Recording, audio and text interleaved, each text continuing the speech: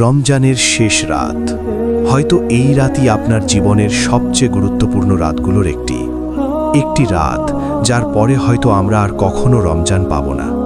চারদিকে এখন ব্যস্ততা, বাজারে ভিড়, নতুন কাপড় কেনা, ঘর পরিষ্কার করা, ঈদের প্রস্তুতি, সবাই ব্যস্ত।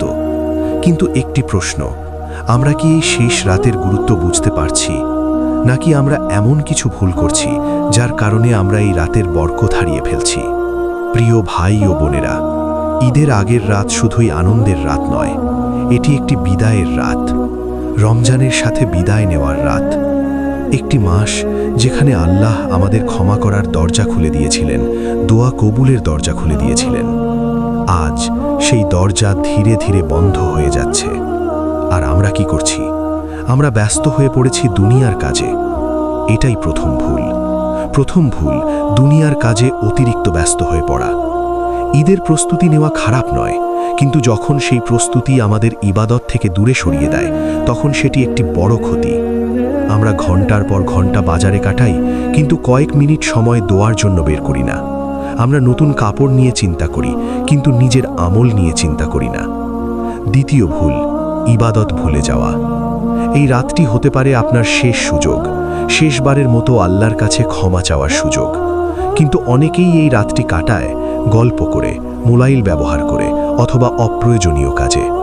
ভাবুন, যদি এটাই আপনার জীবনের শেষ রমজান হয়। তৃতীয় ভুল, গুনাহে লিপ্ত হওয়া।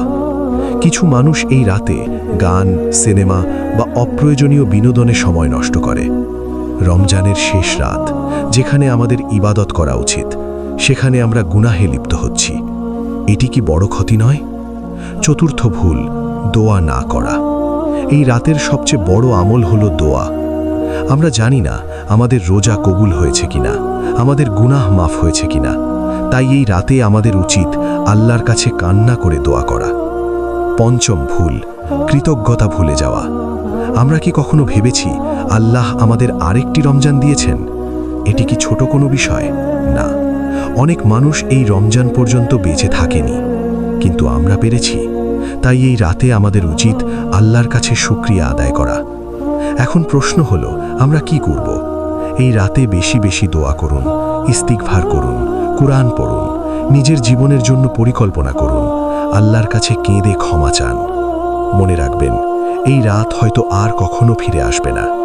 এই রাত হয়তো আপনার জীবনের শেষ রমজানের শেষ রাত। তাই এটিকে হালকাভাবে নেবেন না। শেষে নিজেকে প্রশ্ন করুন, আমি কি এই রমজানকে মূল্য দিয়েছি? আমি কি আল্লাহর কাছে ফিরে এসেছি? আমি কি সত্যিই পরিবর্তন হয়েছি? হে আল্লাহ, আমাদের রোজা কবুল করুন, আমাদের গুনাহ মাফ করুন, এবং এই শেষ রাতের বরকত থেকে আমাদের বঞ্চিত করবেন না। আমিন।